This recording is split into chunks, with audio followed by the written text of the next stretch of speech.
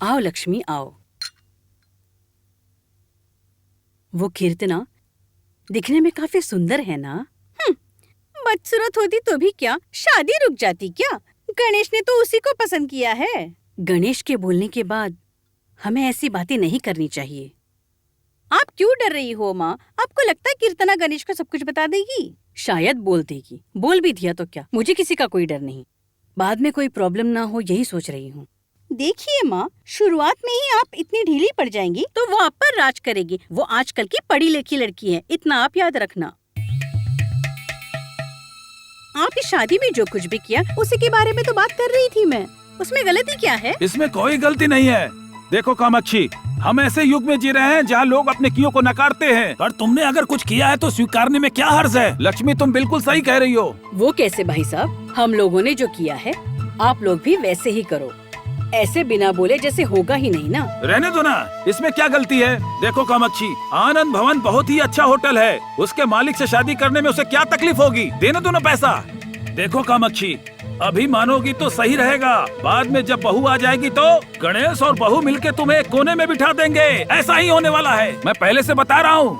नहीं भाई साहब, वो मेरा बच्चा है, वो ऐसा कभी नहीं करेगा। देखो कामाक्षी, तुम्हारा बेटा कितना भी सोने का हो, रगड़ने के बाद पीतल बन जाएगा, समझ गई? और एक बात और सुन ले, गणेश तुम्हारा रहेगा, ये झूठा दिलासा मत देना अपने मन को। क्या मामा, आप माँ के मन में विष क्यों घोल रहे हो? मतलब मैं विष घोल रहा हूँ क्या? आपको क्या लगा मैं कर रही वो हूँ? सब छोड़ो, मेरी बात सुनो। कुर्सी कायम रखनी है तो गोंद लगा कर बैठ जाओ। बहू घर आएगी तो हिला भी नहीं पाएगी। लक्ष्मी, तुम्हारी माँ एक टाइम में कितना हंसती थी पता है, लेकिन अब रोने का दौर शुरू हो गया है इसका। क्या करे? बेटा, ये क्या बोलकर चले गए? मेरे दिल में घबराहट हो रही है। क्यों घबरा रही हो? वो तो किसी की खुशी देख ही नहीं सकते, पता है ना? मामा जी ने जो कहा वो बिल्कुल गलत नहीं है। आजकल की जिंदगी में ये सब कुछ होता रहता है। मैं बाद में आती हूँ माँ। माँ, दिव्या और भैया की शादी नहीं हो रही है ना, इसलिए लक्ष्मी दीदी भड़की हुई है, इसलिए मामा के साथ जुड़ गई। देखो श्रुति, लक्ष्मी तुम्हारी बड़ी बहन है, उसके बारे में तुम ऐसा कुछ बोलोगी तो मैं सुन के नहीं लूंगी। ये सब लेके अंदर जाओ।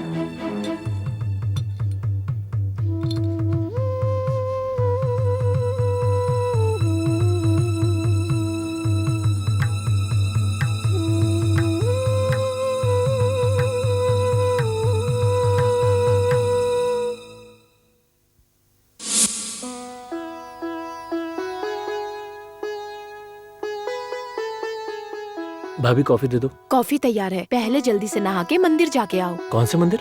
मांगाड़ मंदिर, वहाँ पूजा की बुकिंग की हुई है। आप नहीं आ रही क्या? नहीं विनय, मुझे घर में बहुत काम है। शादी भले हो गई है पर काम अब भी बहुत बाकी है, सफाई वगैरह। संगीता, जल्दी से नहा के तुम मेरे पास आ जाओ। तुम अब उठी हो? क्या बात है। सुनो, कल से जल्दी उठकर भाभी का हाथ बटाना है तुम्हें। ऐसा और कितने दिन चलेगा संगीता? इसकी बातों का बुरा मत मानना। पहले इस घर में 3 लोग थे, अब 4 हो गए हैं। ये तो ऐसे ही बोलता रहता है। तुम जाओ, जाकर नहाओ।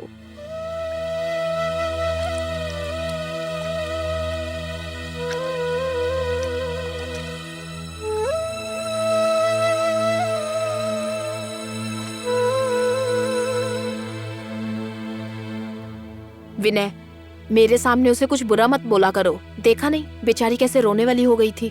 भाभी, मैंने कोई गलत बात नहीं की है। अब वो भी इस घर की बहू है, उसे भी आपका हाथ बटाना चाहिए ना। उसके घर में उसकी माँ, उसके भाई बहन है, उसे काम नहीं करने दिया होगा। बेचारी बच्ची है, आराम से समझाएंगे तो देखना समझ जाएगी। संगीता, शादी के बाद पहली बार मंदिर जा रही हो, अच्छी सी बनारसी साड़ी पहनो, अच्छी शुरुआत होगी। साड़ी तो मैं अपने हिसाब से पहनती हूँ, वो भी आपके हिसाब से पहनूं क्या?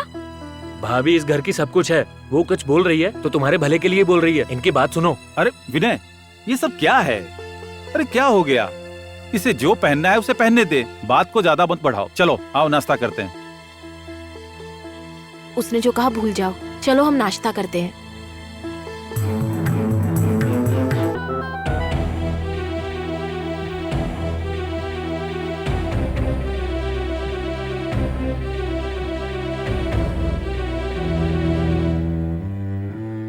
लो, एक और खा लो। नहीं नहीं, बस भाभी।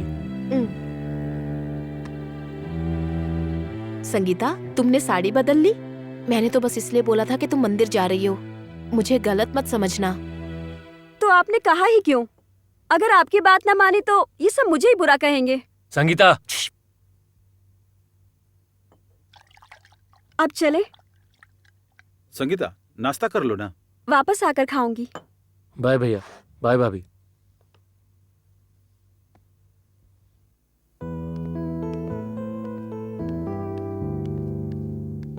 श्रुति, मैंने टिफिन पैक कर दिया, इसे घर लेकर जाना, ठीक है? हाँ।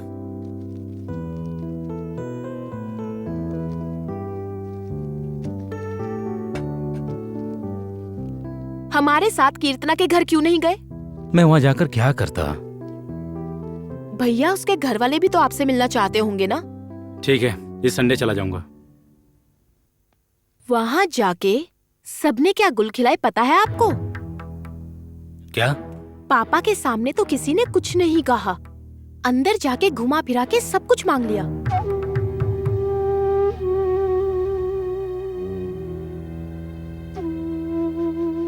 माँ और लक्ष्मी दीदी जब बात कर रहे थे ना, मैं वहीं थी।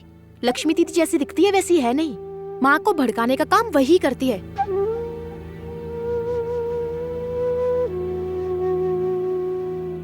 और हमारे मामा को तो किसी तरीके से भगाना पड़ेगा। अभी से हमारी माँ को ज्ञान दे रहे थे कि बुरी सास कैसे बना जाए।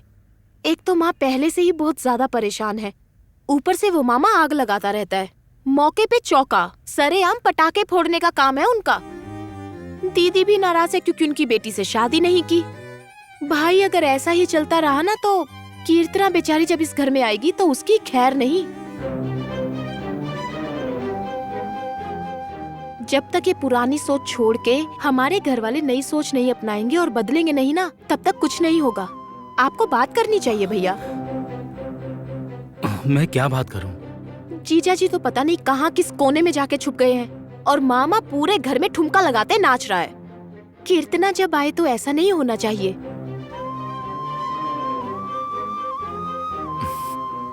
क्या हुआ, डर लग रहा है ना? वो बात नहीं है, सभी को अपने हाथ में रहना चाहिए श्रुति।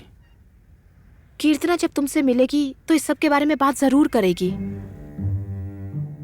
मुझे अच्छी तरह पता है कि उसको क्या जवाब देना है। इन सब के बीच में तुम मत पड़ जाना। चलो जाओ।